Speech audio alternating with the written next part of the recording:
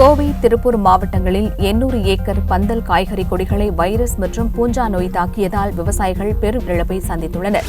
கோவை மாவட்டத்தில் ஆனைமலை, பொள்ளாச்சி, கிணத்துக்கடவு, மதுக்கரை, தொண்டாமுத்தூர், காரமடை, பெரியநாயக்கன்பாளையம் ஒன்றியங்களிலும், திருப்பூர் மாவட்டத்தில் சுல்தான்பேட்டை, உடுமலை ஒன்றியங்களிலும் சுமார் 2000க்கும் மேற்பட்ட ஏக்கர் பரப்பளவில் பந்தல் காய்கறிகள் சாகுபடி செய்யப்படுகின்றன.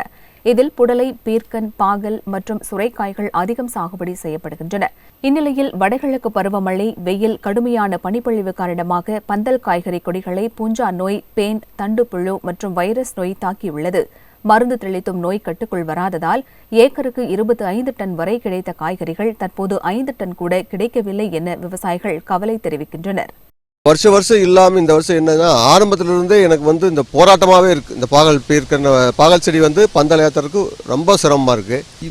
பொதுவாக ஒரு 15லேருந்து 25 டன் வரைக்கும் ஒரு ஏக்கரில் கிடைக்குங்க.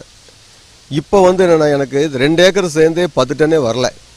கிராப் கிட்டத்தட்ட முடிஞ்சு போச்சு. நீங்கள் பார்த்தீங்கன்னா அதில் பூஞ்சான தாக்குதல் இருக்குது, பூச்சி தாக்குதல் இருக்குது, ஆரம்ப கட்டத்தில் வைரஸ் தாக்குதல் அதிகமாக இருக்குது. இப்போ அசுவனி, இப்போ கடைசியாக அசுவனி, இது நான் எல்லா மருந்துகளும் அடித்து பார்த்துட்டு இருக்கேன். எதுக்குமே கண்ட்ரோல் ஆகலை. தண்டு புழுன்னு சொல்லுவாங்கங்க, அது கிட்டத்தட்ட ஏகப்பட்ட பாதிப்பு. அதுக்கு என்ன மருந்து அடித்தாலும் கண்ட்ரோலே ஆகலை. நல்ல தரமான விதை இல்லாதனால தான் எங்களுக்கு உற்பத்தியில் மெயின் பாதிப்பு.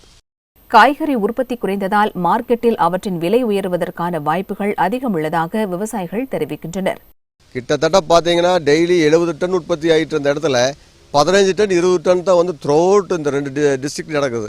அப்போது உற்பத்தி ரொம்ப கம்மியாக இருக்குது. ரேட் கண்டிப்பாக கூடும், வேறு வழி இல்லை. ஒரு கிராப் போயிட்டாலே 2 லட்சம் 3 லட்சம் நாங்கள் ஒவ்வொரு விவசாயியும் ஒரு ஏக்கர் கிளாஸ் ஆகிடுறாங்க. அப்போ இந்த கிராப் இன்சூரன்ஸ் இந்த பந்தல் விவசாயத்துக்கு உள்ளே கொண்டு வரணும்.